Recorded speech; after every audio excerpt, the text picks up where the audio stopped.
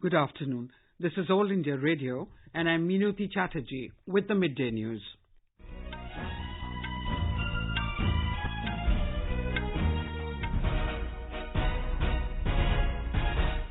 The headlines. Prime Minister Narendra Modi addresses Dhanyawad Rally at Ramlila Maidan to mark regularisation of over 1,700 unauthorised colonies in Delhi. People come out in support of Citizenship Amendment Act in Nagpur. Union Minister Nitin Gadkari leads the rally. All arrangements in place for counting of 81 assembly seats in Jharkhand tomorrow. Manuel Marrero Cruz appointed as Cuba's first Prime Minister in more than 40 years. And in cricket, India win the toss and elect to field against West Indies in the final ODI at Cuttack.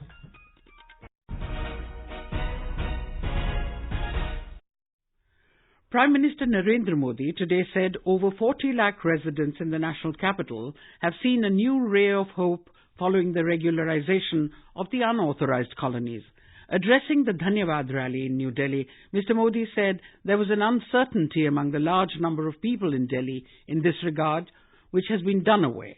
He accused opposition parties only giving lip service on the issue of regularisation of unauthorised colonies. He said a bill in this regard was adopted by both the Houses of Parliament, and within a short span of time, the centre has taken concrete steps. 40 lakh से ज्यादा लोगों के जीवन में नया सवेरा लाने का एक उत्तम अवसर मुझे और भारतीय जनता पार्टी को मिला है। प्रधानमंत्री उदय योजना के माध्यम से आपको आपके अपने घर, अपनी जमीन, अपने जीवन की सबसे बड़ी पूंजी, उस पर संपूर्ण अधिकार मिला. Now we go live to listen to the Prime Minister. वो 40-50 रुपए की बोतल खरीदता है या फिर उसे मजबूरी में प्रदूषित पानी से काम चलाना पड़ता है. अधिकांश जगहों पर नल से या तो पानी आता ही नहीं है, और जो पानी आता भी है उस पर लोगों को विश्वास नहीं है. और ये लोग कहते हैं दिल्ली में पानी की गंदगी कोई दिक्कत ही नहीं है. भाइयों और बहनों, ये लोग किस तरह अपने स्वार्थ के लिए, अपनी राजनीति के लिए किस हद तक जा रहे हैं, ये आप. Earlier, senior BJP leader and Information and Broadcasting Minister Prakash Javadekar has accused the opposition-ruled states of not implementing the central scheme of Ayushman Bharat, providing health facilities to the people. Without naming the opposition parties in Delhi and West Bengal, Mr. Javadekar said the BJP government has taken several developmental projects, including expansion of metro rail. In Meghalaya, the curfew was lifted in the state capital Shillong this morning as no report of violence or arson over the amended Citizenship Act was reported from any part of the city. People were seen flocking to local shops to buy essential items and Christmas goodies and gifts. Streets in the state capital were being decked out in Christmas lights and festoons since morning. The curfew was imposed on areas under Sadar and Lumdiangiri police stations in the city since the 12th of this month, as anti-citizenship law protests turned violent. Union Minister Nitin Gadkari has said Citizenship Amendment Act is not against Muslims and minorities. He was addressing a public meeting at Samvidhan Square in Nagpur today, held after culmination of a march taken in support of the Citizenship Amendment Act, CAA, by several organizations, including the BJP. Mr. Gadkari said no injustice is being made to minorities because of this act. कि जो religious minority Bangladesh में हिंदुओं की है और वहां बांग्लादेश से हिंदू निर्वासित करके आए हैं, उन सबको हमने नागरिकता देने का निर्णय किया है. कौन सा गलत निर्णय हमने किया? कोई हिंदुस्तान के मुसलमानों पर अन्याय करने वाला ये कोई निर्णय नहीं है. हम कोई माइनॉरिटी के खिलाफ नहीं है. He alleged that opposition parties have been creating false propaganda by instilling fear among minority sections for getting benefits in vote bank politics. AIMIM President Asaduddin Owaisi has appealed to people to ensure peace during anti-CAA demonstrations. Addressing a meeting held at his party headquarters in Hyderabad, he said, Indian Muslims have rejected the erstwhile two-nation theory of Muhammad Ali Jinnah. He said they are not against giving citizenship to people of other countries, but religion should not be the basis for the same. In Uttar Pradesh, the situation is normal in all districts of the state and there is no news of any untoward incident. Internet services resumed in many districts, including Varanasi, Chandauli and Aligarh after 48 hours, while there are still restrictions in a few cities. DGP of the state, O.P. Singh, has appealed to all citizens of the state to maintain peace. Police and administrative officials are reaching to the influential persons of the society to clear rumors about the act and urging them to communicate the message to society. DM and SSP of Lucknow today went to the Eidgah to meet Muslim clerics and urged them to appeal for peace. Meanwhile, police have started the procedure to attach the property of those who were involved in rioting in various districts during protests against the Citizenship Amendment Act. Human Resource Development Ministry has clarified that government has not asked IITs, IIMs and universities to track students' social media posts amid Citizenship Amendment Act protests. In a series of tweets, HRD Ministry said no such instructions have been issued to IITs, IIMs or any other institution by the ministry. The clarification came following news stories published in some news media that government has asked these educational institutions to track students' social media posts.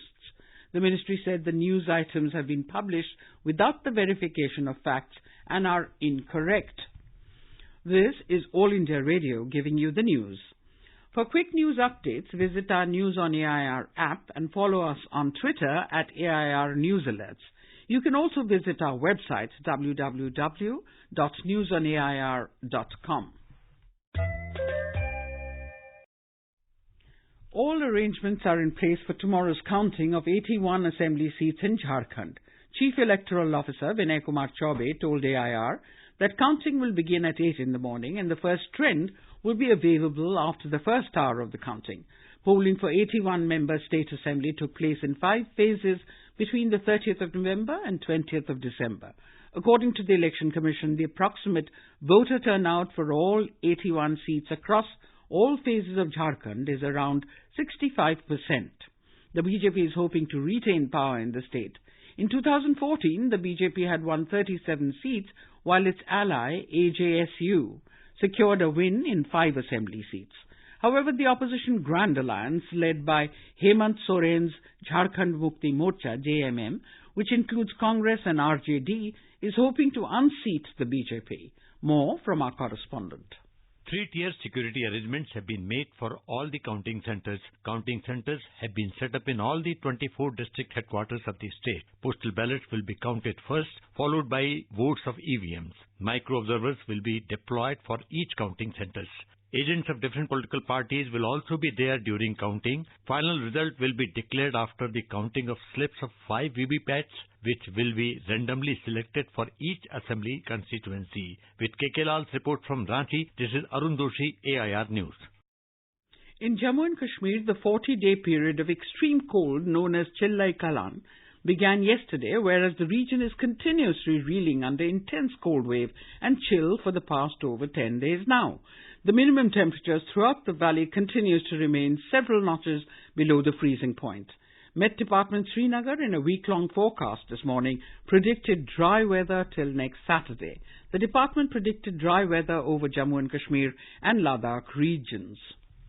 Traffic officials said the debris clearance operation is in progress at a quick pace at Digdol in Ramban area along Srinagar-Jammu highway. At least 1,500 passenger vehicles and loaded trucks still remain stranded on Digdol-Ramban road stretch since last 2 days. The Srinagar-Leh highway and Mughal road also remain closed for vehicular traffic. Meanwhile, Director Airport Srinagar Santosh Dhoke told AIR that the flight operations at Srinagar Airport are underway as per normal schedule. Tariq Rathar, AIR News, Srinagar.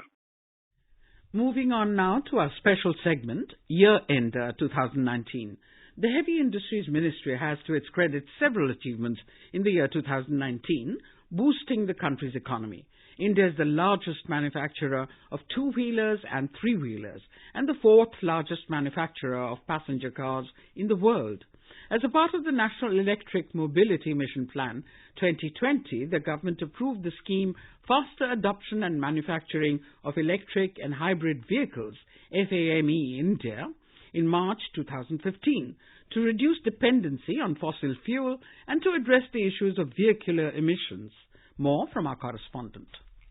The year witnessed sanctioning of nearly 6,000 e-buses to 64 cities for intra-city and intercity operations across 26 states and union territories under the FAME India scheme to promote electric mobility in public transport. Embracing electric mobility on large scale is imperative to tackle the various crises arising due to pollution and giving the citizens of India a better quality of life. Bharat Heavy Electricals Limited took several initiatives of commissioning India's first lithium-ion-based space-grade cell manufacturing facility at Bengaluru, utilizing the technology developed by Indian Space Research Organization. It also commissioned manufacturing facilities for gates and dampers to meet emission norms for coal-based power plants.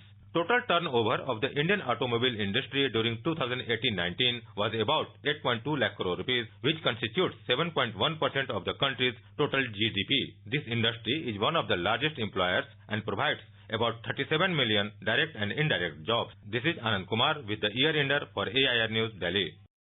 The 66th National Film Awards will be presented tomorrow at a function in New Delhi.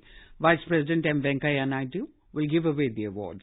Gujarati movie Hallaro will be awarded the Best Feature Film. Bollywood actors Ayushmann Khurrana and Vicky Kaushal have been selected for Best Actor Award for their roles in Andhadhun and Uri. Kirti Suresh will get the Best Actress Award for her portrayal of yesteryear's star Savitri in Telugu film Mahanati. Marathi movie Pani has won the award for Best Film on Environment Conservation and Preservation. Kannada film Ondalla Eradalla will get Nargis Dutt Award for the Best Feature Film on National Integration. Sunrise and Secret Life of Frogs, directed by Vibha Bakshi, will receive the award for Best Non-Feature Film. In Cuba, the President Miguel Diaz-Canel has appointed Manuel Marrero Cruz as the country's first Prime Minister in more than 40 years. He was reinstated under the rules of a new constitution for the communist-run island passed earlier this year. Marrero has served as tourism minister for 16 years. The post of Prime Minister was scrapped in 1976 by the then revolutionary leader Fidel Castro. U.S. President Donald Trump has said the United States and China will very shortly sign their so-called Phase 1 trade pact. Trump said the two countries have just achieved a breakthrough on the trade deal and they will be signing it very shortly. The Phase 1 deal was announced earlier this month as part of a bid to end the month-long tit-for-tat trade war between the world's two largest economies. French President Emmanuel Macron has appealed to transport unions to suspend strikes that threaten travel chaos over the Christmas holidays. Mr. Macron suggested that the strikers should observe a truce out of respect for families and family life. In cricket, West Indies were 39 for no loss in 8.4 overs against India in the third and series decider ODI at Cuttack a short while ago. Earlier, Indian skipper Virat Kohli won the toss and decided to field. India lost first one-day at Chennai by 8 wickets, while won the second at Visakhapatnam with 107 runs, equalizing 1-1. And now, before we end the bulletin, the headlines once again. Prime Minister Narendra Modi addresses Dhanyawad Rally at Ramlila Maidan to mark regularisation of over 1,700 unauthorised colonies in Delhi. People come out in support of Citizenship Amendment Act in Nagpur. Union Minister Nitin Gadkari leads the rally. All arrangements in place for counting of 81 assembly seats in Jharkhand tomorrow. Manuel Marrero Cruz appointed as Cuba's first Prime Minister in more than 40 years. And in cricket, India win the toss and elect to field against West Indies in the final ODI at Cuttack. And with that, we end the Midday News.